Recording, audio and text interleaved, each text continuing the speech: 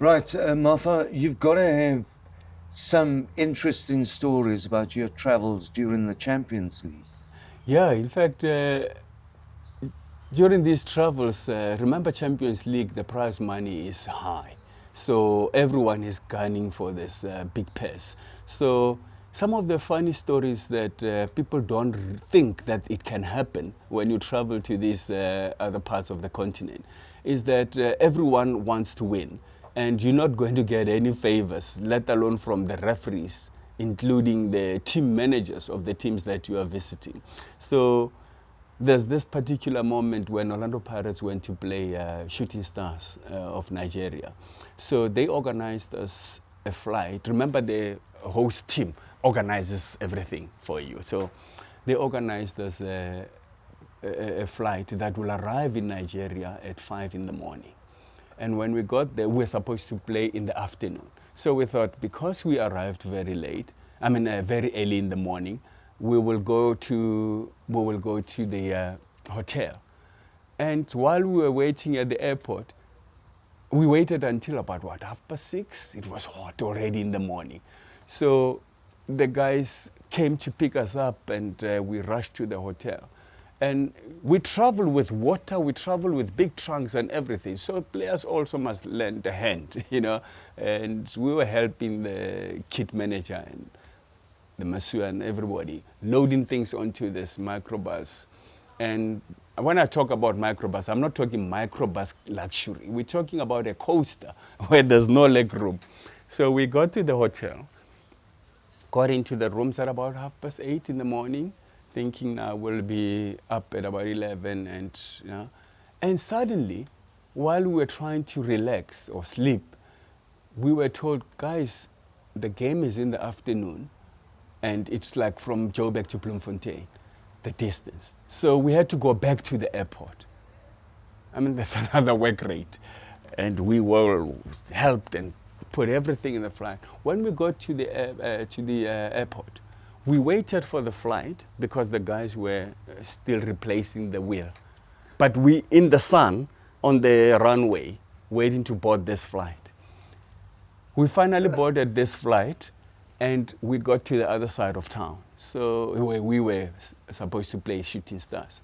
So when we got there, we changed in the microbus, having had nothing to eat, we changed in the microbus, we rushed to the stadium.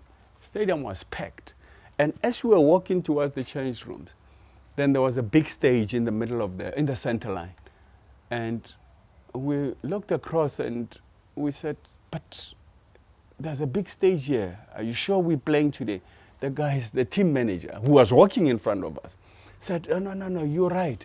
Actually, the president's wife is holding a rally. The game is tomorrow. So we went to the hotel, that local hotel, had a nice sleep, I must say. Slept like babies because of the traveling and all that. First thing in the morning, we decided we're going to knock the ball around and feel the pitch because there cannot be any change now. The game must be Sunday. So the game was Sunday afternoon, and after the warm-up, the loosening up in the morning, we went back to the hotel. When we got to the hotel, we went to the restaurant. And the lady was just tidying up. And the ladies were just tidying up, and we thought, are we going to have breakfast? And we said, excuse me, lady, are we going to have breakfast? And the lady said, no, we've run out of food. So the hotel has run out of food deliberately. You know how it works. And we had to send a team of people to go buy loaves of bread, tin stuff, everything. Fortunately, our goalkeeper then, William Sokpara, is Nigerian.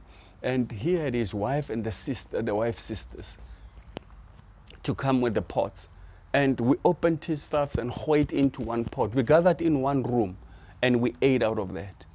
From there, we went to the rooms, got our bags, and got to the stadium to play.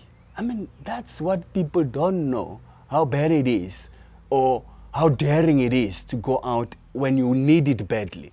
When you need something badly in life, you don't want and worry about the luxuries. And we went there, we won by an odd goal.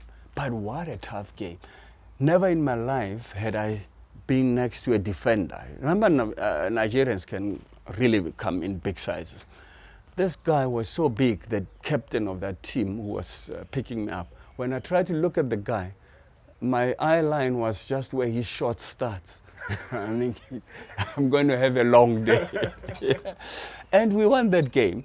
And then we went to, that was in the quarterfinals. Then we went to Uganda for the semifinals. When we got to this hotel, they gave us a section, this whole section of the hotel. On the other side of the hotel is the garden area. Now we're in the semis. Everybody wants it. Garden area, in the garden area, they were playing music, live band, the whole night. When you try to sleep, these drums are reverberating on your pillow. We woke up in the morning, instead of greeting each other, we were saying, did you catch a sleep? Did you get? No, I couldn't. That thing was just making noise right until about 5, 6 in the morning. Anyway, we had breakfast and we went to the stadium. When we got to the stadium, these guys, as you know, Vista's bench and the home team bench, literally only behind our bench, the visiting team bench, the guys had drums and trumpets. You know, the ones that Super Sport fans always hoy, big trumpet. And every time when our coach stood up to shout instructions, they would just beat the drums and blow the drum. Remember, I'm the captain, so I've got to always run to the coach and say, sorry, what are you saying? No, tell Gavin to do it. I felt like a pigeon that day. I was just carrying out instructions and kicking the ball. And that's how intimidating it is. And that's the trouble. And obviously, getting to the final was a different kettle of fish. I mean, it's the ultimate. This team, ASEC Mimosa, have never lost in a cup game at home in 10 years. But they lost against Orlando Pirates. By 12 o'clock, the gates were locked. Stadium was packed.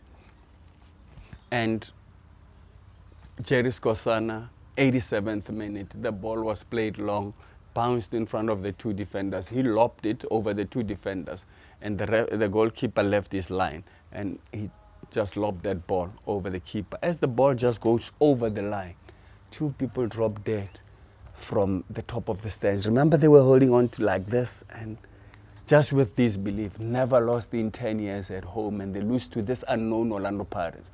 Remember, interesting enough, is that people, because of isolation, people didn't know, or some people out there don't know where South Africa is.